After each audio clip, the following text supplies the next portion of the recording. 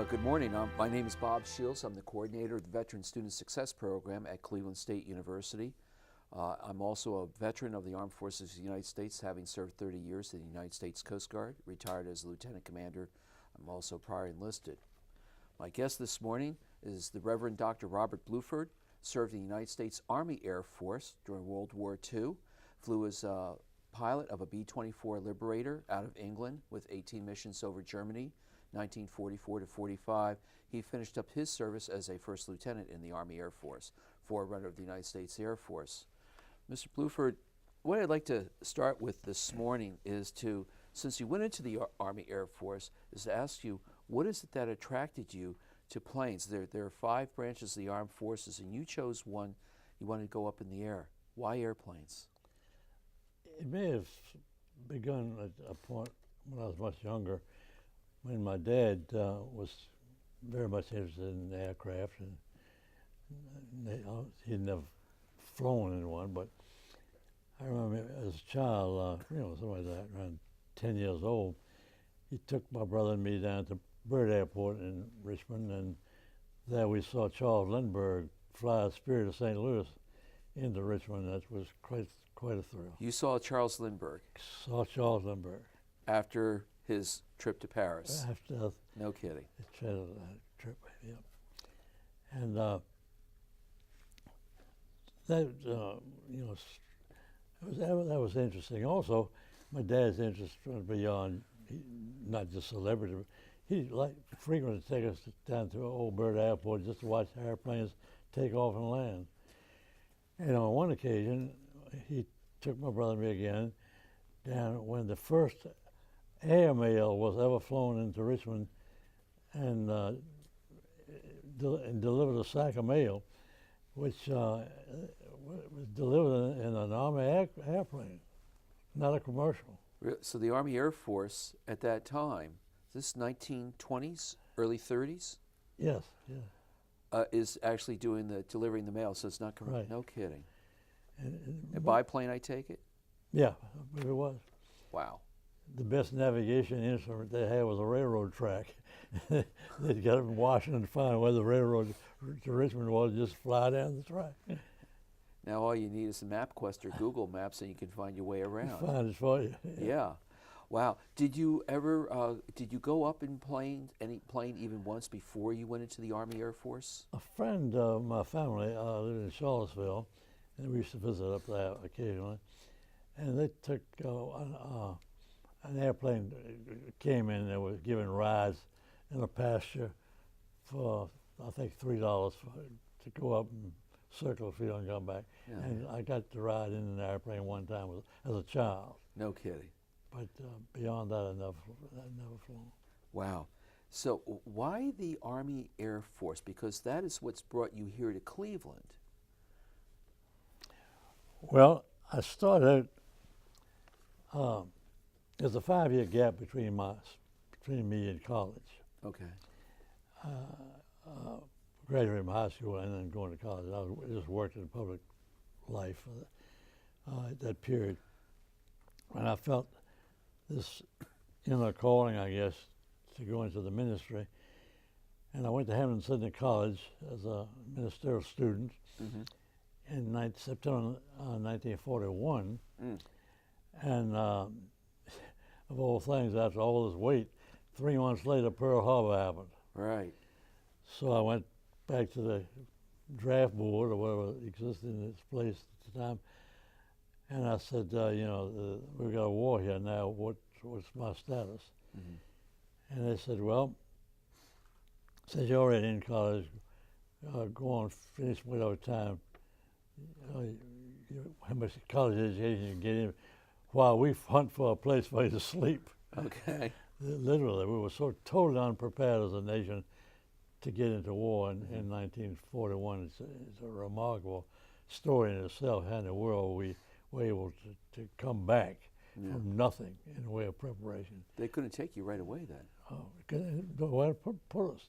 Finally, I got called at about 10 months later, and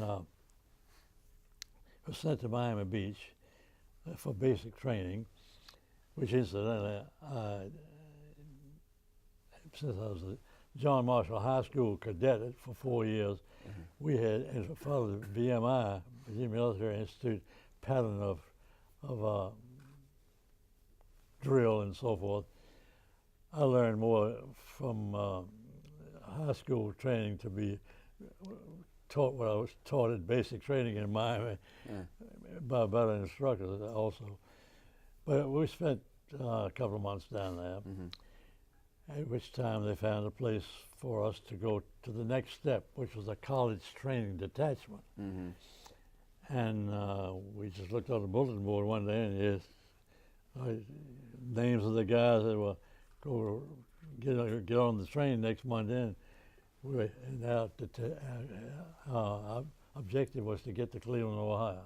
So they sent you from Miami, which you were at, what, during the winter? In February, March. Wow. Mostly March. Sounds like quite the place to do basic training. I think every vet would agree with that. And from there, they select you to come up to Cleveland for training. Were you an officer yet, or a trainee? No, not anyway. Close to commissioning. Okay. They just called us Air Force cadets. Okay. And how long did it take you? I mean, you can hop a plane now and be from Miami to Cleveland in a matter of hours. How long did it take you then? Well, we came by train. Okay. And it was not in less than 2 days. I think we were in the third day before we finally got to the train station here in Cleveland. Wow. One of the interesting pieces of that, we had all these brilliant suntans that people pay for. Right. We got on the drill grounds in Miami. We got off the train here, started marching up Euclid Avenue where we were going to find a bed, and there was a light snow falling, and here these 300 or 400 cadets, Air Force cadets, were marching up Euclid Avenue with these great suntans on. We could tell the people, the citizens of Cleveland, standing on the sidewalk, seeing these cadets go by, and looking at us rather strange, like, where did they get these people? Really? And this was what, April of 1940? April 5. April 5th of 1943? Yeah, 43. Wow. Okay, well, we want to take a look at those weather reports for that day. How much snow did we get? Marching up, what was your first impression of Cleveland? Well, first, the interest in Miami, citizens that paid no mind to us. There was too many that were overwhelmed in Miami. Housing in Miami was really not in barracks. We were housed in hotels that the Army had taken over. Wow. Take over the entire hotel, and we were put in those for places to sleep. The impressions were it seems that the people, citizens of Cleveland who were on Euclid Avenue that day, when we came marching up, kind of stopped, and they were looking at us as something new in town, you know. But very nice. It was a comfortable feeling. And I was first housed in, I guess we used to refer to them as Millionaires Row up on Euclid Avenue. They were residences, marvelously built. And obviously wealthy people have had to have lived there before we got in the game. Because for the woodworking, our home was African mahogany. I mean, we knew we weren't getting second-class quarters. Not your average barracks. No. So, but soon, the newspapers were carrying articles about our presence in the city, and my recollection is accurate, and I think so. The major sign that we were in a war, not from equipment standpoint, from personnel standpoint, there were a few Navy men, maybe it was the Naval Air Station Was there a naval air station in Cleveland? There was a lighter than air station. Akron was famous for building making the blimps Yeah. for the Well, Navy. but wasn't there contingent of Navy men just on Lake Erie? There was some Navy. I think there was Coast Guard up here at the time Could- as could well. well Could be. have been Coast Guard, yeah. But in terms of people in uniform, other than a small contingent of Navy men, we were the cadet, the Army Air Force cadet was kind of a novelty Oh, okay. for Cleveland. Yes. It wasn't like Richmond when you got Fort Lee there and the road 20 miles away and you got thousands of guys coming into Richmond all the time. So you're a bit more of a curiosity here. Yeah, I think during so, the war. something of that. Cleveland was quite the site for war material with this industry, but what you're saying is that there weren't too many people actually in uniform. Yeah. You started off in a house on Millionaires Row. Is that where, for barracks, I use that term broadly here, did you stay in one of those homes the entire time you were here in Cleveland? But after about 6 8 weeks, the Air Force had made some sort of arrangement with the Masons, and they had a larger facility that they could make available just with Army cots. At least there was a roof over it, you know. And so they transferred a great many of us up there, out of the Millionaires Row up to the Masons building. Bit of a change. Yes. Oh, yeah. You were getting a little bit more of the Army technique by the time you got there. I'd like to go to your training was done at what was then known as Fenn College, Right. which is now part of as Fenn College of Engineering here at Cleveland State University. What sort of training did you receive at Fenn College while you were here? Well, it was I think first introduction to a college that didn't have a grass-growing campus. Okay, yeah. So this was a 13 or 15-story office building, and that was where we had our academic stuff to go on. It's also where they fed us 3 times a day in the dining hall at Fenn. So we had to march down Euclid Avenue 3 times a day. We got to be pretty visible in Cleveland. I bet you did. And because every time we turned around, we were going to eat something, back and forth marching, and in some kind of formation, not to impede traffic. They still do that. Yeah. Yeah. And I saw a picture of what we would call the mess hall there in Fenn, and it looks like they had put together picnic tables, and you were using tin dishes and cups and all for your meals. Could very well have been. Yeah. Could have So, been. yeah, we were taking a look at some pictures of that, and that was they did it as quickly as they could, and probably with as little money as necessary. We lucked out because I can't remember her name to save me. We had a lady who was in charge of food. And so we really were fed very well, and she was a very nice person. I have Seemed to to care say, about us.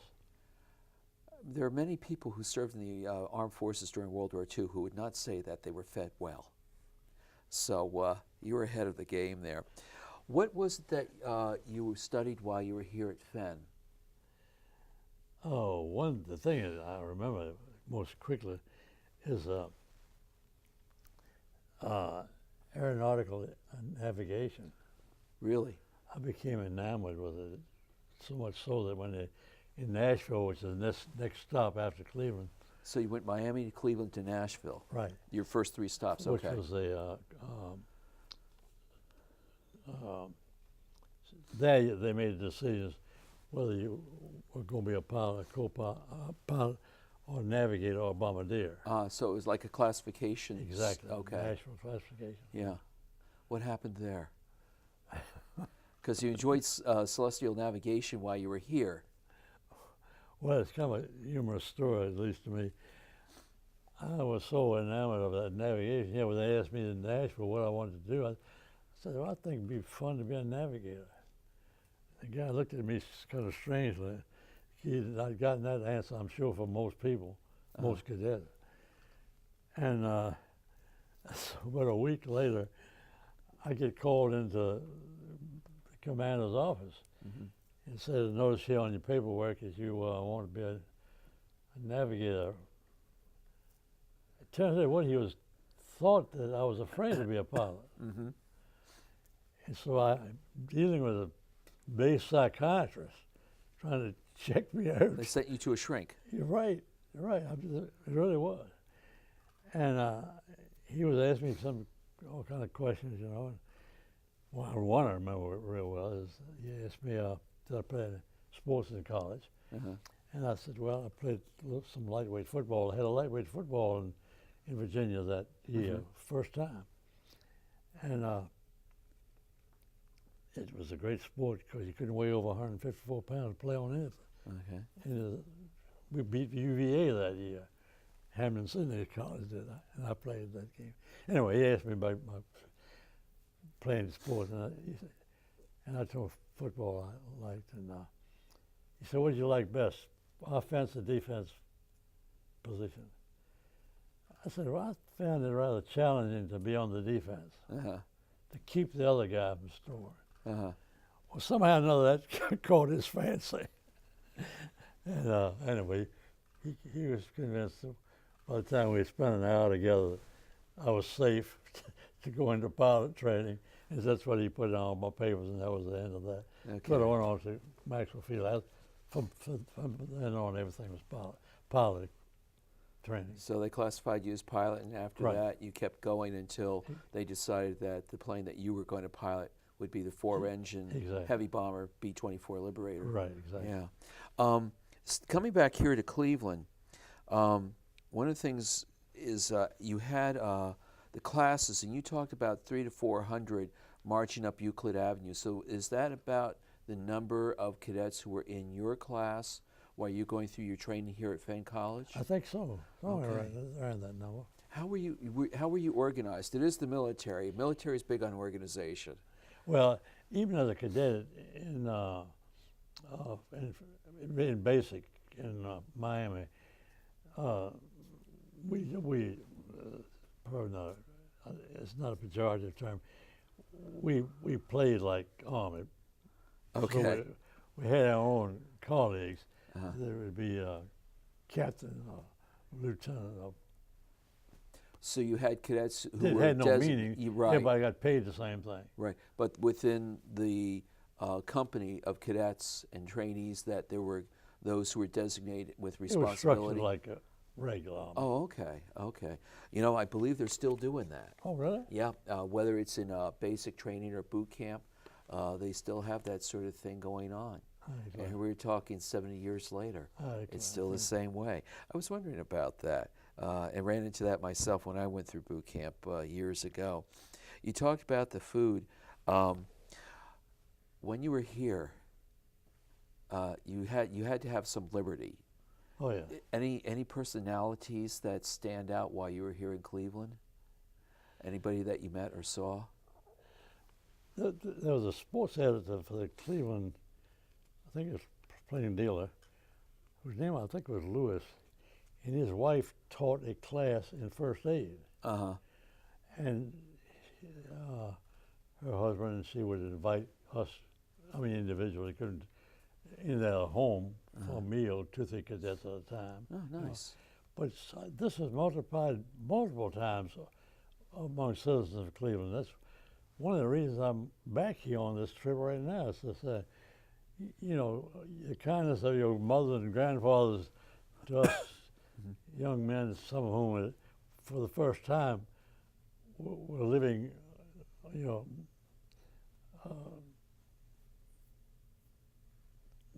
closer than 100 miles from home. Right. Here we are in a strange big city, and you folks in Cleveland treated us like people, treated us with respect, did everything you could to go to the way. We had far more invitations to events and to homes than we could have ever accepted. No kidding. Cleveland Indians, for example, said, "You guys, Fenn College, you want to come to a ball game, just walk through the gate. No ticket or anything." No kidding. And we Sounds like your money wasn't good enough while you were here. yeah. Well, I remember that you could stay at the Y for nothing.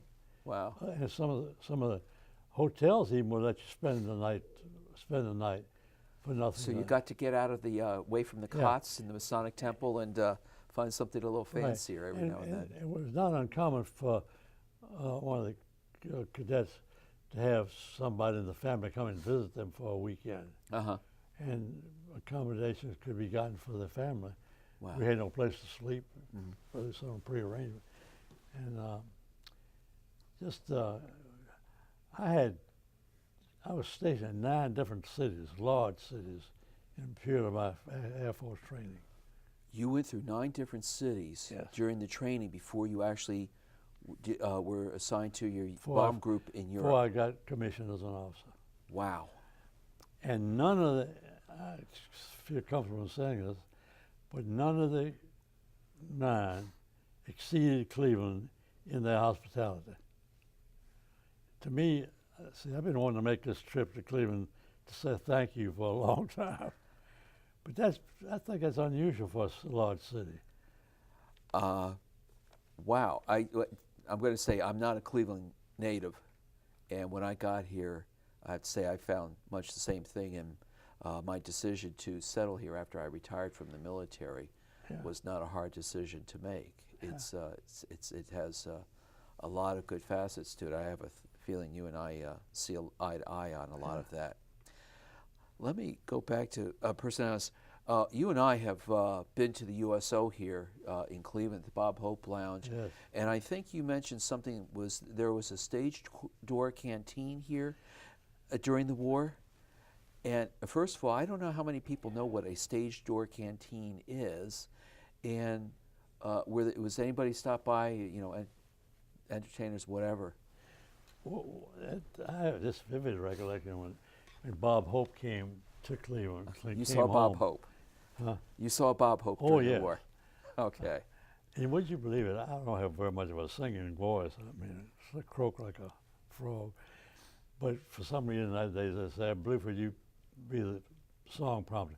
We always sang when we marched, wherever we were, as cadets. We'd sing, off we go into the yard, wild blue yonder and all. And they asked me to be the song prompter. Why? I don't know. But on the Bob Hope parade, I was the guy that struck the first. All he did was a one-liner, and everybody else would pick up on it. We were that. But that night, Bob Hope, I think he maybe came for the dedication of the stage door canteen. That was a facility that a number of big cities had them, where you could go and you could get something to eat. But they had a floor show as a part of the evening entertainment at this stage door canteen. And Hope and remember Francis Langford sang them. Jerry Colonna was a comedian. Right. It was and we heard it. We got it. It went on for a couple of hours. It wasn't 15, 20 minute intermission. It was a real show, and he was for that night. It sounded pretty rough while you were here. Well, there was probably a few bad times, but not as many as there were good times. Wow, that's amazing to see people like that. You had some good times. What was both of us having been through military training, what was your routine like during the day? What time did you get up? There's stories about military likes to get up early. Was that true then? I think we were up by 7:30 because we marched in formation. We marched down Euclid Avenue to the dining room at Fenn College. Did that 3 times a day. I don't know what these citizens that drove automobiles probably got tired of us being in the street, Well, how long was training each day? And was it just here at Fenn, or did you train elsewhere in the Cleveland area? It was mostly at Fenn. Okay. Where else did you train? Did you get to the airport at all? Oh, yes. Thank you for reminding me. It was the Air Force. They had a few, I was wondering. Few single-engine aircraft. I'm not sure it's located where the present commercial airport is or not, but it strikes me